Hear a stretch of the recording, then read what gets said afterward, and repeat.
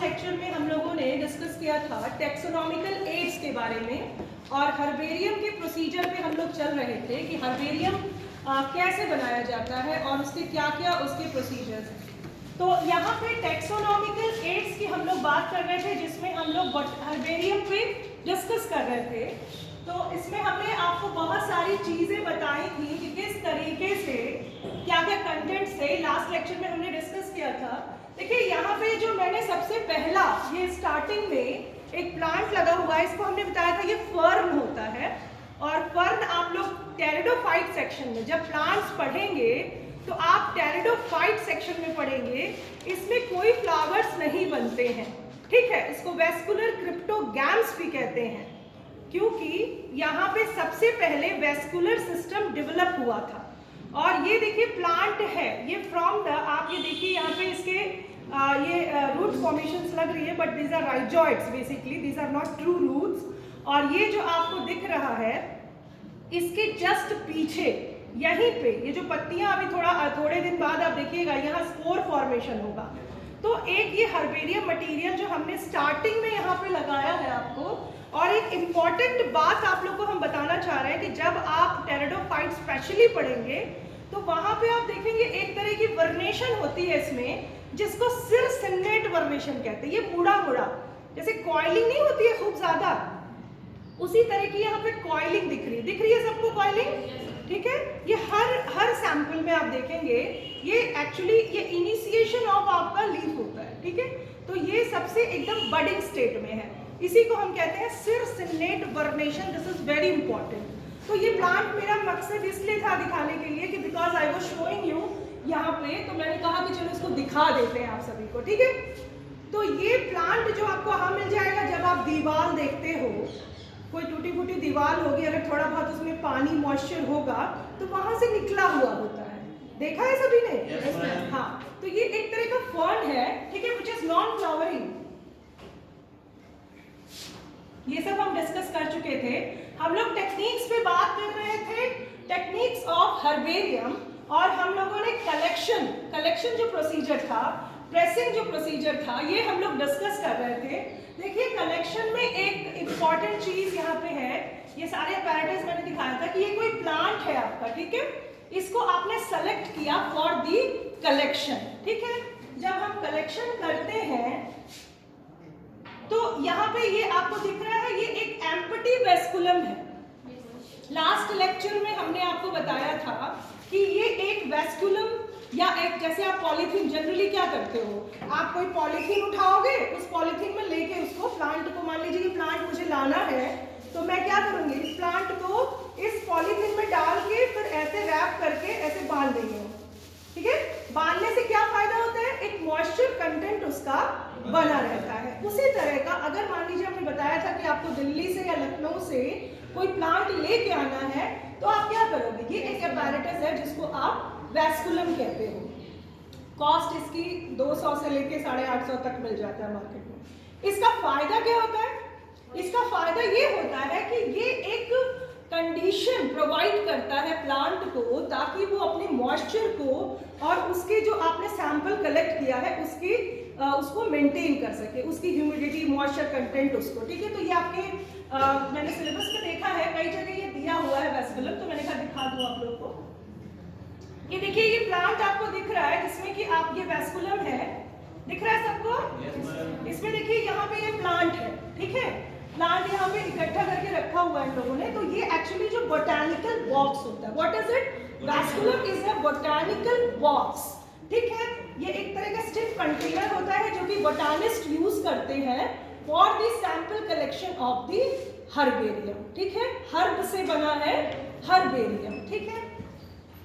तो इसका पर्पस क्या होता है, बेसिकली जब आप ट्रांसपोर्टेशन करते हो, एक दूसरे जगह से दूसरी जगह जाते हो, तो उस प्लांट को कलेक्ट करके वो लेके आते हो, सो दैट इसकी मॉइस्चर कंडीशंस वगैरह मेंटेन रहे, ठीक है। आगे बढ़ते हैं। ये देखिए ये वेस्कुलम विद प्लांट, ये प्लांट है एडिएंटम। एडिएंटम इज अ फर्न, जैसे मैंने आपको ये दिखाया ना फर्न, इसकी 2 वैरायटीज है, टेरिस और ड्रायोप्टेरिस इसकी, ठीक है। उसी तरह से ये एडिएंटम है, ये वॉकिंग फर्न होता है। जब टेरिडोफाइट सेक्शन आप पढ़ेंगे तो आपको याद करना पड़ेगा वॉकिंग फर्न इज एडिएंटम। तो ये सैंपल कलेक्ट किया है, ये भी आपको मॉइस्चर वाली प्लेस पे क्रिवाइसिस में मिलेगा। देखिए प्रेसिंग मैंने बता दिया था। अब ये व्यू दिखाई दे रहा है सबको? देखिए यहाँ पे प्रेसिंग की जब मैंने बात की थी तो मैंने आपको एक न्यूज़पेपर दिखाया था, ठीक है। Generally we use newspaper, but scientific institutions की अगर हम बात करें, रिसर्च लैब या लेबोरेटरीज या जहाँ भी आपने हर्बेरिया इकट्ठा करके रखा है, वहाँ पे एक प्रोसीजर वाइज आप किसी प्लांट को कलेक्ट करते हो। तो प्रेसिंग के लिए आप देखिए यहाँ पे मैंने 16.5 लिखा है। मैंने आपको हर्बेरियम की क्या साइज बताई थी? 11.5 into 16.5 inches. This is the NEET question of 2016. और पिछले लेक्चर में मैंने आपको बताया है ये चीज। अगर इसको सेंटीमीटर्स में पूछेंगे तो 1 इंचेस इज इक्वल आपका होता है 2.5 सेंटीमीटर। अब उसको मल्टीप्लाई कर दीजिए, कितना आता है, ठीक है। 29 आएगा इंटू 41 पॉइंट समथिंग कुछ आता है, ठीक है। उसको राउंड ऑफ कर लेंगे। अब देखिए हमने इसको प्रेसिंग के लिए ये ब्लॉटिंग पेपर लिया। ब्लॉटिंग पेपर में हमने क्या रखा? जो भी हमने स्टैंडर्ड साइज ऑफ 25 सेंटीमीटर और थोड़ा सा उससे बड़ा छोटा हो सकता है, उस प्लांट को हमने यहाँ लिया और उसके बाद हमने उस पर वेट रखा। तो this is the procedure of pressing, जो कि आपका 2 से 21 दिन ले सकता है। मान लीजिए कोई फ्लैशी होगा अगर कोई पौधा, तो वो ज़्यादा टाइम लेगा मॉइस्चर खत्म करने के लिए। अगर आपका कोई बहुत ड्राई पौधा होगा तो वो कम टाइम लेगा। तो it can take 2 to 21 days, ठीक। ये देखिए, ये दिखाई दे रहा है आप लोग को? ये पूरा एक पाइलअप है जिसमें हमने हर्बेरियम के लिए ये रखा हुआ है। हम क्या कर रहे हैं, इसको प्रेसिंग प्रोसीजर, जब हम इसको इकट्ठा कर देते हैं तो इस तरह से बांध के रख देते हैं, ठीक है। ये किस लिए रखा है हमने? प्रेसिंग प्रोसेस के लिए, ठीक है। ये भी ऐसे होगा जब गट्ठर ज्यादा बड़ा हो जाता है तो ऊपर नीचे से हम प्रेस कर देते हैं, ठीक। ड्राइंग के बारे में हमने बताया था आपको कि सन ड्राई भी कर सकते हैं, या फिर आजकल क्या करते हैं बच्चे, छोटा छोटा बल्ब लगा देते हैं नीचे, वहां से भी ड्राइंग हो जाता है। सन ड्राई भी कर सकते हैं, आर्टिफिशियल ड्राइंग भी प्रोसेस है। तो सबसे इंपॉर्टेंट प्रोसीजर यहाँ पे आपका ड्राइंग भी है कि उसके अंदर मॉइस्चर कंटेंट ना रहे। क्यों ना रहे? क्योंकि there are numerous fungi which if moisture is present, what does it do? क्या करता है? वो आपके सैंपल को खराब करता है, ठीक है। फंजाई उस पर अटैक कर सकता है, बैक्टीरिया उस पर अटैक कर सकता है, ठीक है। मॉइस्चर उसको प्लांट को प्रभावित कर सकता है। तो ये आपका क्वेश्चन बन सकता है आगे, इसलिए इसे ध्यान से समझिएगा। देखिए पॉइजनिंग की हमने बात की थी।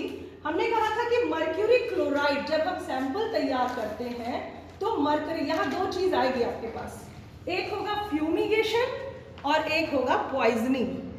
तो फ्यूमिगेशन पॉइजनिंग दोनों से क्वेश्चंस बन सकते हैं। अगर आप पॉइजनिंग की बात करते हैं तो आप क्या यूज कर रहे हो? Mercury chloride. लेकिन जब आप फ्यूमिगेशन माने क्या होता है? उसकी फ्यूम्स, जैसे आपने नैप्थलीन पॉल्स आप लेते हो ना, फिनाइल की गोलियां लेते हो ना, उसको क्या करते हो? कपड़े में डालते हो, कपड़े में किसी उसमें पोटली में बांध के, तो उससे क्या होता है? उससे फ्यूम्स निकलती रहती है उसकी, ठीक है। वो बेंजीन, डबल बेंजीन स्ट्रक्चर होता है, वो निकलता रहता है। तो उससे क्या होता है? वहाँ का जो एटमॉस्फेयर है उसमें ना कीड़े लगते हैं ना फंगस लगता है, ठीक है। तो वो आपका फ्यूमिगेशन सेक्शन में आएगा। और यहाँ पे हम पॉइजनिंग की बात कर रहे हैं, जो मर्क्यूरिक क्लोराइड से नेचुरली आप यूज करते हो। इसका एक ये सब्स्टिट्यूट भी है LPCP, इसको भी आप यूज कर सकते हैं, ठीक। अब देखिए this is very important, mounting and stitching. नाम से ही आपको समझ में आ रहा है कि जो आपका सैंपल तैयार, देखिए ये एक आपको दिखाया जा रहा है कि ये आपकी एक शीट है जहां पे एक प्लांट को आप क्या कर रहे हो? माउंट कर रहे हो, ठीक है। माने आपने उसकी प्रेसिंग कलेक्ट किया, प्रेस किया, देन ड्राई किया, देन उसकी पॉइजनिंग कर दी, मतलब उसमें से जो भी आपको लग रहा है कि इन्फेक्शन हो सकता है, तो एक पॉइजनिंग करने के बाद आपने उसको यहाँ पे क्या किया? माउंट किया। And mounting step is very important, ठीक है। माउंटिंग माने उसको प्रॉपर तरीके से, जिस भी शेप में बड़ा है तो मैंने आपको बताया था V शेप या इस तरह के शेप्स में आप इसको अरेंज कर सकते हैं, ठीक है। तो this is the mounting procedure. Labelling हमने आपको हर्बेरियम शीट लास्ट टाइम दिखाया था और हमने ये सारी बातें की थी कि उस पर्टिकुलर प्लांट का नाम आप बताओगे, family, botanical name, local name, and locality, date of collection, फिर उसका क्या हैबिटेट है उसके बारे में। देखिए ये एक आपका हर्बेरियम शीट है, ठीक है। तो ये वाला जो आप देख रहे हो ये एक प्लांट है, ये भी एक प्लांट है। यहाँ पे बहुत लाइट है इसलिए बहुत क्लियर नहीं दिख रहा है, इसलिए हमने इस चीज़ को यहाँ पे आपको एक्सप्लेन किया। अब यहाँ से नीट का क्वेश्चन आता है। यहाँ पे क्वेश्चन ये बनता है कि जो हम डिस्क्रिप्शन देते हैं वो राइट साइड में होता है कि लेफ्ट साइड में होता है? राइट साइड में। यहाँ पे आपके 2-3 क्वेश्चन बन गए। साइज क्या होता है, पॉइजनिंग कैसे करते हैं, प्रोसीजर आपको ध्यान देना है, स्टेप कौन कौन सा, उस पर भी क्वेश्चन है, ठीक है।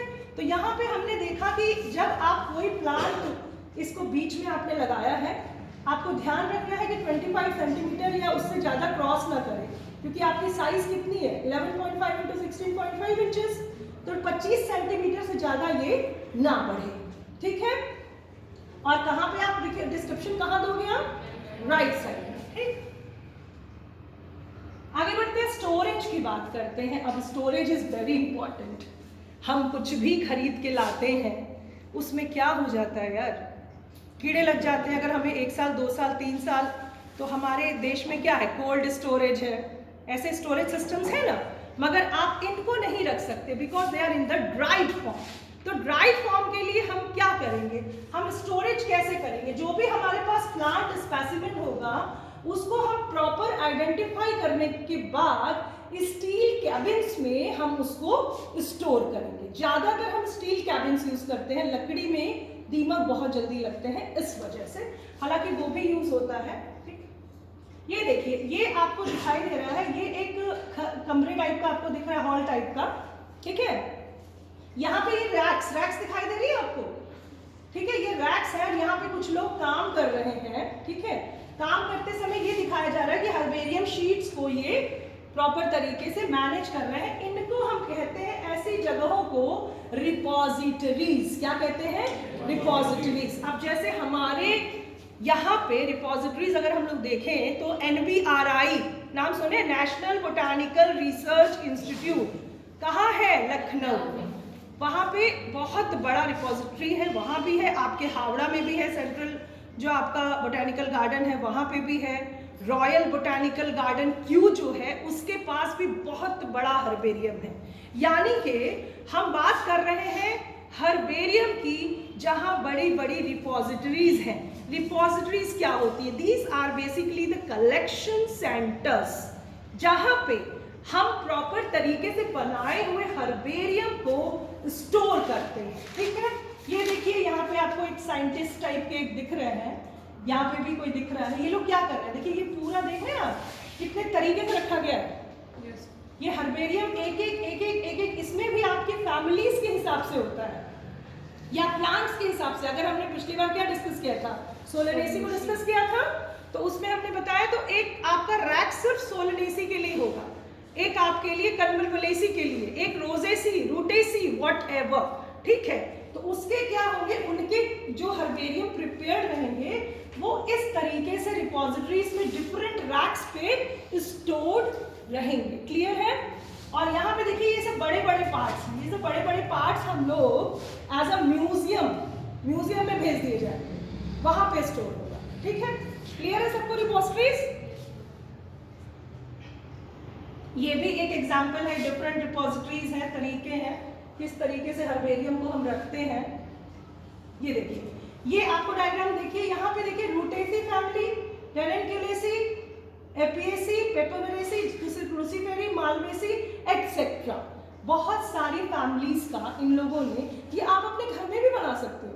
कोई भी अलमारी सेलेक्ट कर लो, ठीक है, उसमें अपनी कॉलम्स बना लो कि भाई ये मालवेसी का हमने कलेक्ट किया, ये सोलेनेसी का, ये लिलिएसी, 3 फैमिलीज तो आप लोग पढ़े ही हो, फेबेसी पढ़े हो, मटर की फैमिली, फिर सोलेनेसी आप पढ़ा है मटर की फैमिली, इस समय मटर का सीजन चल रहा है, ठीक है। तो इस तरह से आप क्या कर सकते हो कि ये इस तरह से रैकिंग आप कर सकते हो। क्लियर है सबको। फ्यूमिगेशन, मैंने अभी आपसे बात किया था कि fumigation is very important and इस पे से नीट का आपका एक क्वेश्चन आया हुआ है।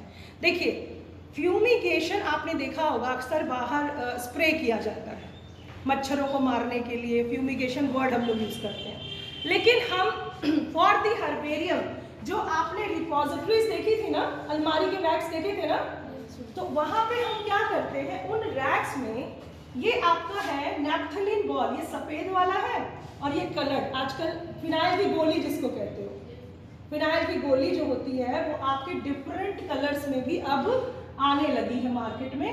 और ये आपका स्ट्रक्चर है नैप्थलीन का। नैप्थलीन में क्या होता है, डबल बेंजीन रिंग होती है, ठीक है। और कितने कार्बन हो गए इसमें टोटल बताइए? हाँ, कार्बन कितने?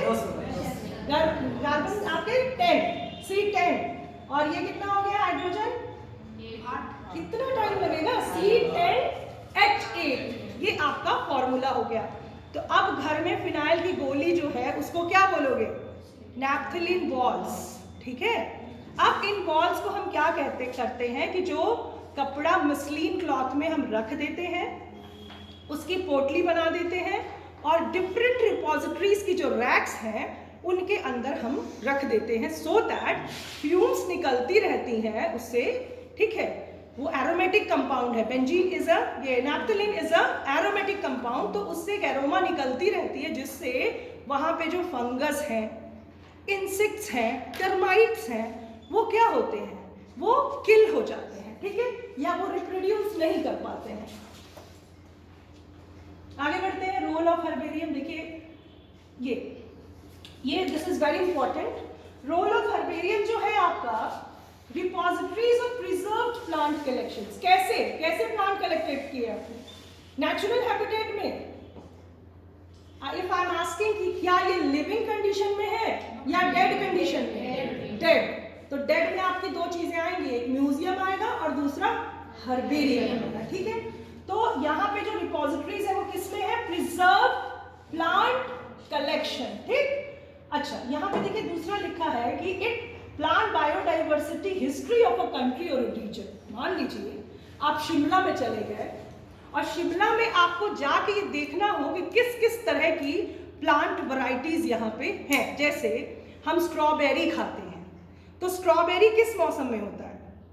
ठंडी में। एप्पल ठंडा एटमॉस्फेयर चाहिए, यानी कि वहां का हर्बेरिया हमको बताएगा कि यहाँ पे किस किस प्लांट, किस किस तरह का फ्लोरा फ्लरिश कर रहा है, ठीक है, किस किस तरह का प्लांट वेजिटेशन फ्लरिश कर रहा है, डोमिनेट कर रहा है, ठीक है। तो हम प्लांट बायोडाइवर्सिटी की study with reference of herbarium पढ़ सकते हैं। क्लियर है सबको? दूसरा है कि ये research centre, this is very important for the scientific studies के लिए आप हर्बेरियम को फॉर किसी भी मेंबर, जैसे अगर हम बात करते हैं क्रूसीफेरी यानी ब्रेसिकेसी यानी गोभी की फैमिली आपकी, ठीक है, उनके प्लांट्स को अगर हमें देखना हो कि किस तरह के मेडिसिनल प्लांट्स है उसमें, फॉर दैट हम क्या कर सकते हैं? रिसर्च वर्क या साइंटिफिक स्टडी कर सकते हैं। फिर आइडेंटिफिकेशन, ये सबको पता है क्योंकि टैक्सोनॉमी पढ़ रहे हैं, तो ऑब्वियस सी बात है कि आइडेंटिफिकेशन करेंगे ही करेंगे। दूसरा ज्योग्राफिक एंड टैक्सोनॉमिकल रेफरेंस, ठीक है। फिर एसेंस ऑफ प्लांट इंफॉर्मेशन। देखिए यहाँ पे ये जो सेंट्रल नेशनल हर्बेरियम है, this is in your course. आपकी एनसीईआरटी में लिखा हुआ है कि सेंट्रल नेशनल हर्बेरियम कहाँ पाया जाता है, ठीक है, कहाँ पे है? तो ये कोलकाता में है और इसमें लगभग इतनी स्पीशीज आपकी प्रिजर्व्ड है, ठीक है। कितना है ये? 1 करोड़ 15 लाख आपका ये जो है 15 लाख स्पीशीज यहाँ पे स्टोर्ड है, ठीक है। और देखो इसमें हम वेरिएशंस आ सकती हैं भाई, हर साल आपने कई स्पीशीज खोजी जा रही हैं, उनको एज अ रिकॉर्ड रखा जा रहा है, ठीक है। ये इतना अमाउंट नहीं आएगा, बट आपके क्वेश्चन ये आए हुए हैं कि सेंट्रल नेशनल हर्बेरियम कहाँ है? कोलकाता में है, ठीक है। और एक और चीज, जब हम बोटैनिकल गार्डन पढ़ेंगे उसमें भी ये है, ठीक है। उसके बाद आपका नेशनल बोटैनिकल हर्बेरियम लखनऊ, बाकी सब एज अ रेफरेंस आप देख सकते हैं। देखिए आप अगर वर्ल्ड की बात करते हैं, दुनिया की, ये आपके एनसीईआरटी में भी पूछा गया है कि सबसे बड़ा हर्बेरियम कहाँ है, तो जो सबसे बड़ा गार्डन है वही सबसे बड़ा हर्बेरियम है। तो रॉयल बोटैनिकल गार्डन क्यों? लंदन में, ठीक है, ये सबसे बड़ा आपका हर्बेरिया है जिसमें 6.5 मिलियन स्पीशीज को स्टोर किया गया है। हाँ, यहाँ पे देखिए एक सवाल है, the standard size of herbarium sheet is option 11.5। ठीक है, ये आपका नीट का क्वेश्चन है, सभी क्वेश्चन अभी नहीं डिस्कस करेंगे, थोड़ा थोड़ा डिस्कस करेंगे। अब टैक्सोनॉमिकल एड्स में हमारा दूसरा सेक्शन है आपका बॉटैनिकल गार्डन। अब क्या ये लिविंग कैटेगरी है कि डेड कैटेगरी है? किसने कहा डेड है भैया?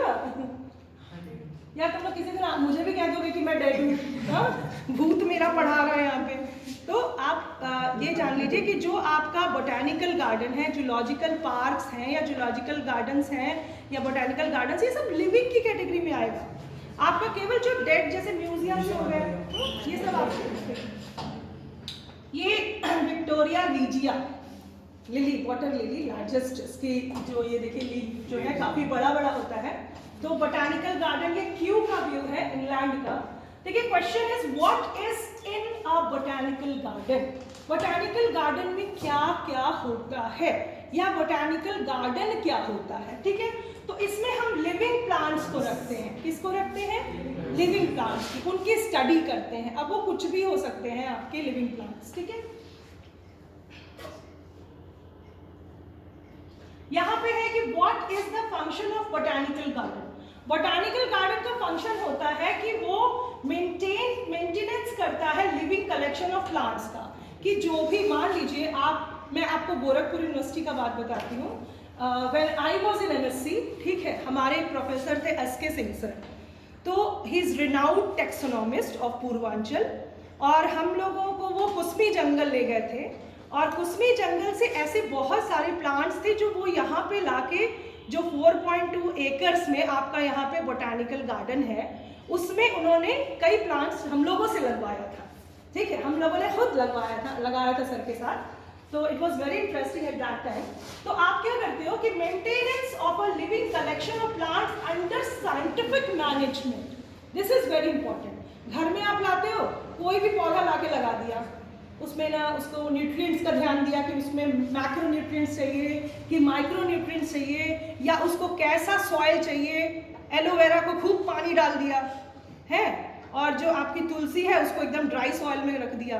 तो आपको एक साइंटिफिक अप्रोच पता होना चाहिए कि किस पौधे के लिए कौन सी मिट्टी, कौन सा क्लाइमेट, किस में वो अपने आप को एक्लिमेटाइज करेगा या एडेप्ट करेगा, ठीक है। ये दिस इज वेरी इंपॉर्टेंट, इसको हम लोग डिस्कस करेंगे अभी।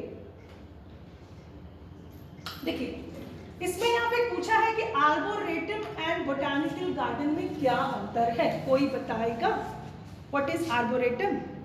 देखिए आप कभी जाइए और केवल वहां पे वुडी ट्रीज आपको दिखाई दें या श्रब्स दिखाई दें, केवल वहां पे डोमिनेंसी हो, 90% वहां पे आपके बड़े बड़े प्लांट्स हैं, तो उसको हम क्या कहेंगे? आर्बोरेटम। लेकिन बोटैनिकल गार्डन्स में आपकी बहुत वैरायटीज हो सकती हैं। आपके बोटैनिकल गार्डन्स में कैक्टी हो सकता है, सक्लेंट्स हो सकते हैं, herb garden, green house, tropical, medicinal, aromatic and other exotic plants. इसको डिस्कस करते हैं। देखिए हमने कहा कि बोटैनिकल गार्डन्स में क्या हो सकता है? वैरायटी हो सकती है, ठीक है। वैरायटी ऑफ प्लांट्स पाए जा सकते हैं। देखिए यहाँ लिखा है कैक्टी एंड सक्लेंट्स। कैक्टी का एक एग्जांपल हम आपको बताते हैं, ओपनशिया, नागफनी, सबने पढ़ा होगा, ठीक है। ट्रांसपिरेशन एक्सपेरिमेंट में हम लोग उसको पढ़ते हैं कि उसकी जो लीफ है वो मॉडिफाई हो जाती है स्पाइन्स में, और stem is modified into leaf like structure, ऐसे होता है, ठीक है। नागफनी, ओपनशिया, ठीक है, जो कि एक फिल्लोक्लेड होता है, ये सब पढ़ेंगे हम लोग बाद में। सक्लेंट्स की बात करें तो आपका एलोवेरा, एलोवेरा एक बहुत अच्छा एग्जाम्पल है सक्लेंट्स का, ठीक है। हर्ब आपको सबको पता है, हर्ब के बारे में उस दिन भी हम लोग ऑक्सैलिस, खट्टी बूटी और तमाम उसकी मैंने बात की थी, सोलेनम, नाइट्रम वगैरह की। देखिए ग्रीन हाउस क्या होता है? What is this green house?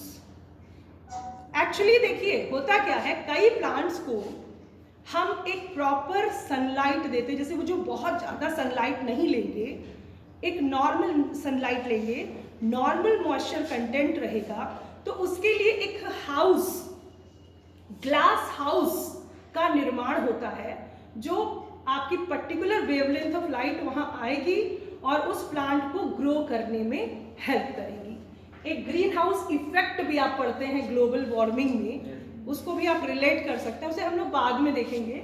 तो ग्रीन हाउसेस जो होते हैं बेसिकली एक तरह के शेड हाउसेस होते हैं, ठीक है। ट्रॉपिकल प्लांट्स, देखिए आप लोग यहाँ रह रहे हैं, ये एक तराई क्षेत्र है, this is semi tropical. Tropical आपका दिल्ली जो कि अरावली पर्वत के नीचे बसा हुआ है, पूरा पढ़ा है ये सब। तो दिल्ली जो है वो ट्रॉपिकल क्लाइमेट, यहाँ पे एक तरह से बहुत गर्म जलवायु होती है, ठीक है। ऐसे प्लांट्स ट्रॉपिकल प्लांट्स कहलाते हैं।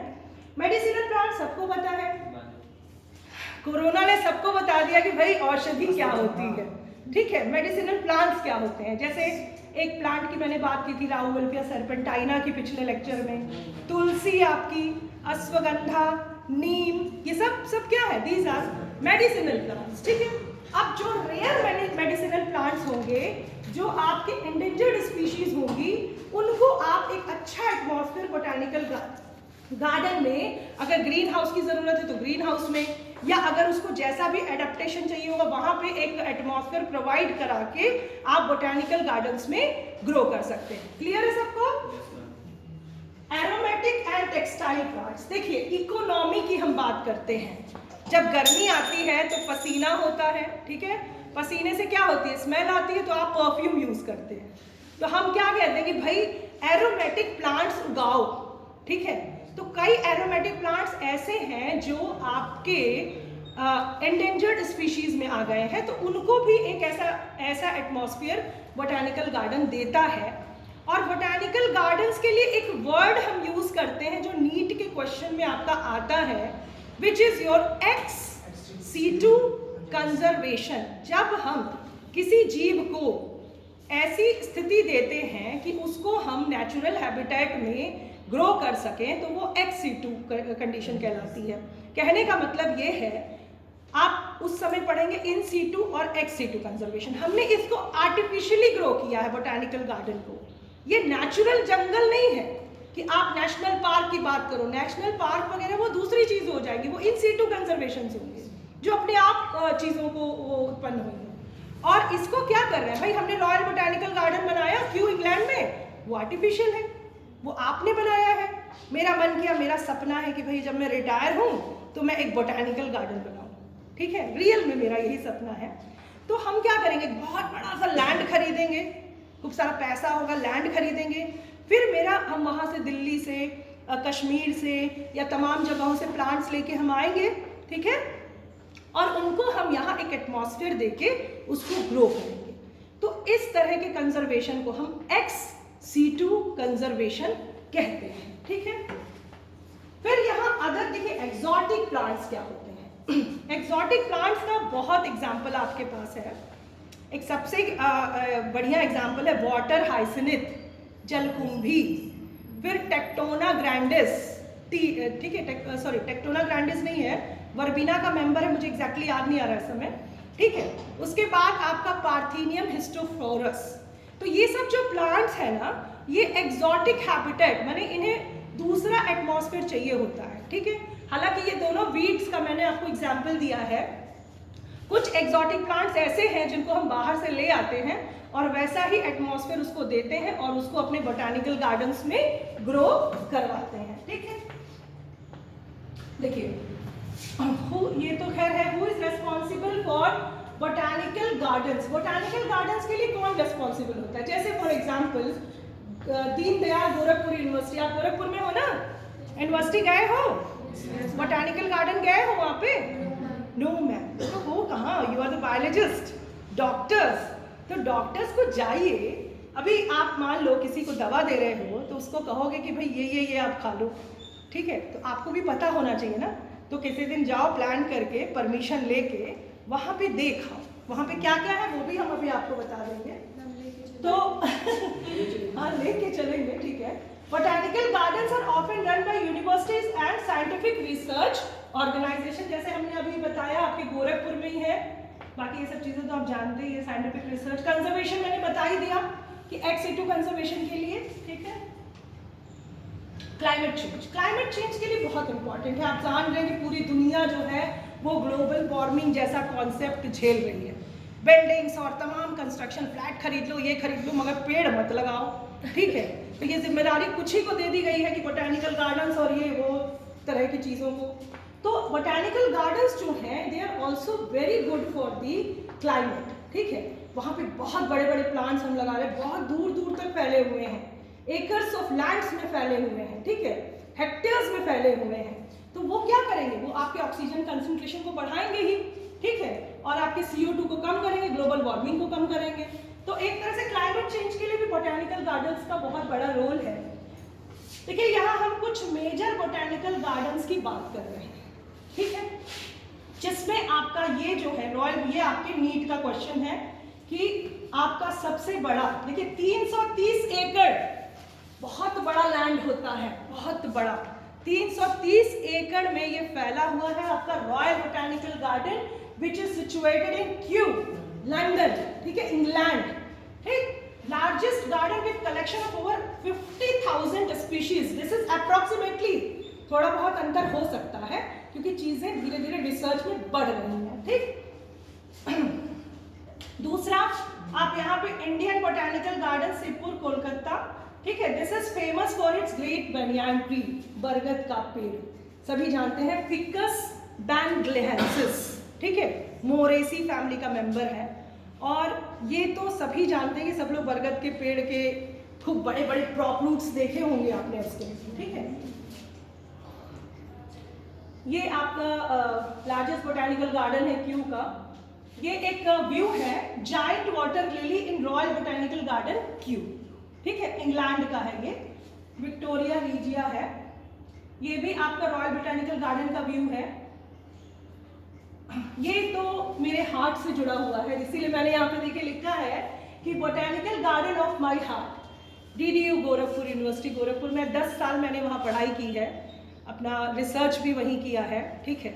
तो यहाँ पे जब हम लोग एंट्री करते हैं तो यही जगह है, इसी तरीके से हम एंट्री करते हैं, ठीक है। इनके पास देखिए लगभग 4 पॉइंट, DDU की बात कर रहे हैं, थोड़ा इंटरेस्ट आपको दिखाने के लिए कि 4 पॉइंट हेक्टेयर्स में फैला है, एक्वेटिक फ्लोरा है, छोटा सा टैंक है, उसी में इन्होंने हाइड्रिला, सेरेटोफिल्लम, आपका ये कुछ लिलीज उन लोगों ने लगा रखी हैं, और एक ग्रीन हाउस भी है। अभी मैं आपको उसका व्यू दिखा दे रही हूँ ग्रीन हाउस का।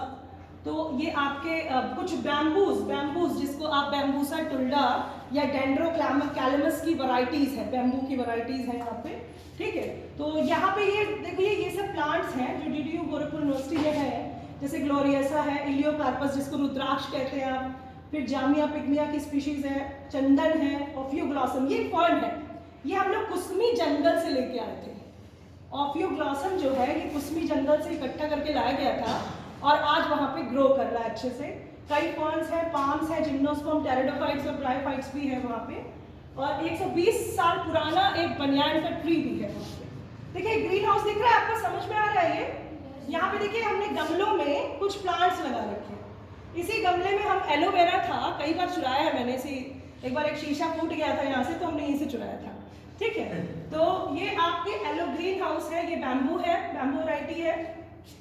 देखिए हमने अभी बात की थी बोटेनिकल गार्डन्स इन इंडिया, ठीक है, इंडिया, ये आपके NCERT में भी दिया हुआ है। ये इंडियन बोटेनिकल गार्डन कोलकाता करके दिया हुआ है आपके NCERT में, इसको आप लोग देख लीजिएगा क्योंकि ये इंडिया में है तो इट्स वेरी इंटरेस्टिंग। आपको अगर कभी मौका मिला तो घूम के आइएगा वहाँ पे।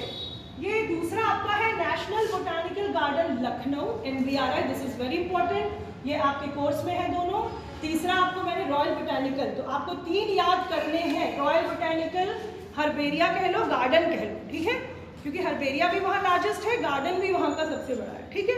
तो ये आपको रॉयल बोटेनिकल गार्डन कहाँ पे है? क्यू, इंग्लैंड, ठीक है। इंडियन बोटेनिकल गार्डन कहाँ है? कोलकाता। नेशनल बोटेनिकल गार्डन कहाँ है?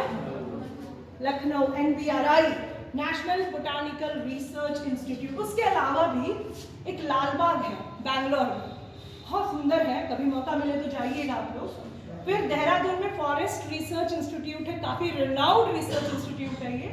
फिर लॉयड बोटेनिकल गार्डन दार्जिलिंग में, ठीक है। आपको ये ध्यान ऊपर के दोनों पे ही देना है। ये आपका ग्रेट बैनियन ट्री है जिसको गिनीज वर्ल्ड बुक रिकॉर्ड में इसका नाम दर्ज है, ठीक है। और ये आपके कैलकाटा में ही है। हालांकि ये जगदीश चंद्र बोस एक वो है बोटेनिकल गार्डन, उसका है ये व्यू। और इसमें करीब 3618 क्रॉप रूट्स। आप एक सोचिए, इमेजिन करिए, पेड़ है और वो कितना, मतलब उसके कितना वो बड़ा होगा, चौड़ा होगा, और कितने उसके पास क्रॉप रूट्स हैं, 3000, ठीक है। ये आपका बोटेनिकल गार्डन हावड़ा का व्यू है। ये है the great banyan tree botanical garden Howrah. दिख रहा है? ये दिखाई दे रहा है? देखिए इसके क्रॉप रूट्स देखिए। ये आपका लखनऊ का बोटेनिकल गार्डन है। ये देखिए, ये बाहर का व्यू है, रिसर्च इंस्टीट्यूट है आपका NBRI। कभी लखनऊ मौका पड़े तो यू गो एंड सी, बहुत ही सुंदर वहां का बोटेनिकल गार्डन है। ये NBRI का, आप ये देखिए फ्लावर्स लगे हैं ना, ग्लैडियोलस लगा हुआ है NBRI का। ये cycas is the gymnosperm which you can see in the university also. यहाँ पे जाके आप देख सकते हैं यूनिवर्सिटी में, ये साइकस है, ठीक है। Cycas is a gymnosperm, Cycadaceae family का है। ये लालबाग का बोटेनिकल गार्डन है। लालबाग अभी हमने बताया बैंगलोर में है, आप कभी जाइए, विजिट करिए उसको। ये लालबाग का फ्लावर शो बहुत अच्छा होता है वहाँ पे। ये देखिए, ये वहाँ का व्यू है। ये बोटेनिकल गार्डन, आपको लग रहा है कहीं आप टूरिस्ट प्लेस पे चले गए हो, ठीक है। ये भी लालबाग का ही है।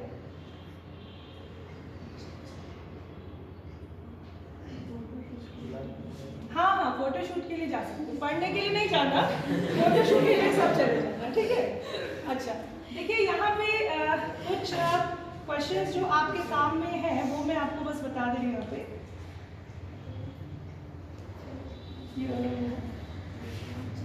हाँ, ये question number 9, which is the correct sequence for plant specimen collection? Which is the correct sequence for the plant specimen collection? बताइए कौन सा है इसमें? कलेक्ट किया नहीं है,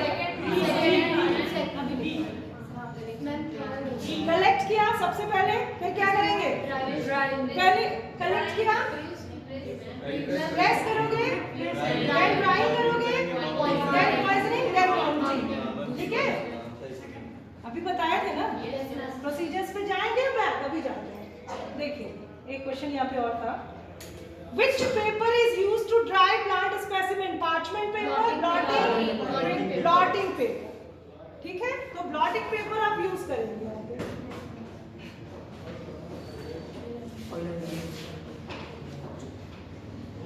हाँ, in which city the great banyan tree is present? Shivpur. Shivpur आपका कलकत्ता में है ना, हावड़ा बैनियन ट्री के लिए फेमस है वो। कोलकाता लिखा था इस वजह से था। हाँ, तो शिवपुर कोलकाता में है, इसीलिए तो हमने पूछा, ठीक है। चलिए क्वेश्चन यहाँ पे है, the tax on which includes related species, genus, ठीक है। सिंपल क्वेश्चन है ये। Which of the following is not correct? Statement ही छोड़ दे रहा है। Which of the following is against the rules of ICBL? बताइए कौन सा है? अगेंस्ट, हमें दिखे यहाँ वर्ड अगेंस्ट। यस, बाकी hand written scientific name should be under